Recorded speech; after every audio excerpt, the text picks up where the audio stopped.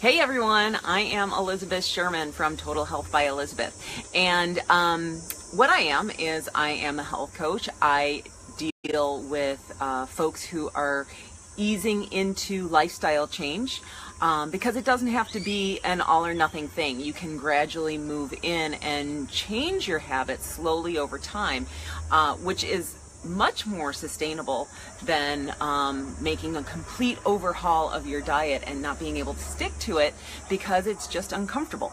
So today I wanted to talk about movement versus exercise because I always find it a little bit funny when I talk to a new client and I ask them what they do for exercise, and their answer oftentimes will come back with, well, I walk. And you know, walking is great. You know, if any of you have been following me for any period of time, you'll know that I'm a huge advocate of walking. And walking has some amazing benefits. However, walking isn't exactly exercise.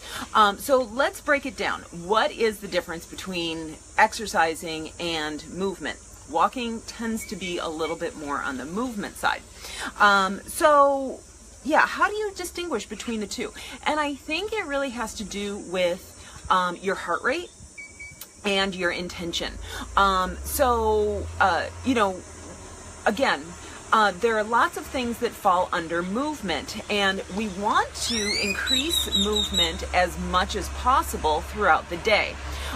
It's a known fact that sitting and being inactive is actually very bad for you. I have a truck going on behind me right now. I don't know what they're doing. Anyway, examples of movement would be like gardening or shopping, or shopping. And what I love about shopping in as being movement is that I always find that I take a ton of steps whenever I'm either shopping for clothes or food shopping or whatever. Just walking around stores is fantastic as far as movement goes. Cleaning is actually a really great method of having movement. Playing with kids, dancing, walking is movement, as well as biking. If you're just having fun, if you're playing, if you're just moving, if you're not sitting on the couch, that counts as movement, and you want to move as much as possible. Now, examples of exercise are strength training, taking classes, running, biking, again. So you see that there's crossover on each of these, but I think it really has to do with, again, the intention of what you're trying to do within that activity. So, for example, if I'm walking hills with the intention of getting my heart rate up, then that can actually be considered exercise, as long as your heart rate is up and it's not just a regular old stroll. So what is the recommendation that, how much exercise and movement do you want to do? Well, first of all, as far as movement, you want to move as much as freaking possible. So if you have the option of moving versus sitting, you want to be moving. But as far as the World Health Organization goes, the recommendation is that you do 150 minutes per week of moderate exercise or 75 minutes of vigorous exercise. Now, what's the difference between moderate and vigorous? The difference between the two is with moderate, you are winded. You can still talk, so you can carry on a conversation with your partner, a friend, whoever. So if you are able to speak, then that means that you want to move longer or more frequently.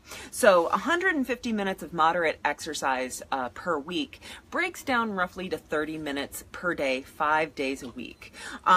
Or you can do vigorous activity. So that's 75 minutes. And that's really, so that's somewhere between 45 and 40 minutes a day, twice a week.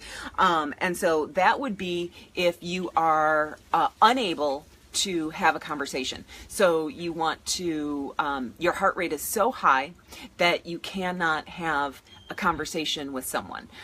So it's high intensity exercise.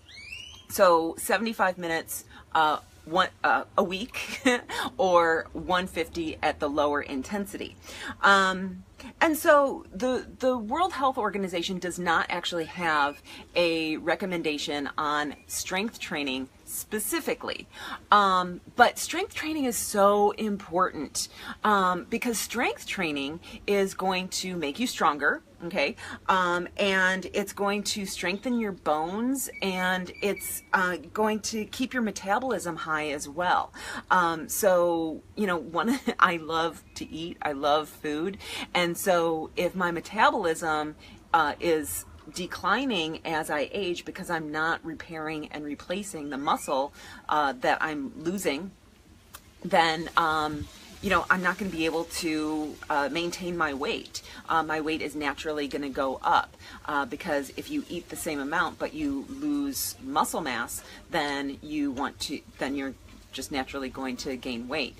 So you want to do something that repairs your muscle mass so that, yeah, you feel good and you're able to live a long, healthy life. So what are some of the things that you can do? So if you're gardening or something like that, you would be squatting and picking up pavers and things like that. So you can have movement that doubles as strength training, but it's really difficult to do that without a gym or some sort of setup at home. So if you have bands or weights at home, I actually have a really effective workout series that I am promoting right now. It's 20-minute workouts. They are all self-paced. It requires minimal equipment. So just some dumbbells, maybe a mat, and that's about it. And they're super quick. And what I love about these workouts is that they actually combine your strength training and your cardio both at the same time, so that you don't have to go out and do your walk or your run and then come home and do your strength training. It's all combined in one short 20-minute session. So they're totally effective. They're the workouts that I use myself.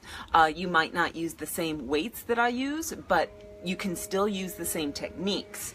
So there's minimal equipment. When you get these 20-minute workouts, you're also going to have videos as well as written instructions on how to perform each of the moves. So just so that you don't hurt yourself, because safety is, of course, really super important. And all in all, you'll get about 10 workouts.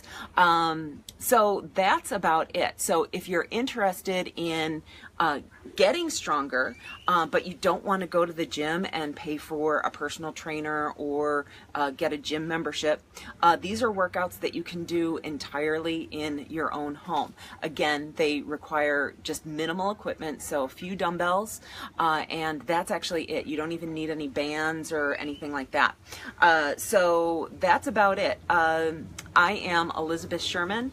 I will have the link for the 20-minute workouts in the comment section. And if you have any questions for me, I would love to answer them. Go ahead and put those in the comment section or message me, and I will see you tomorrow. Have a good day. Bye.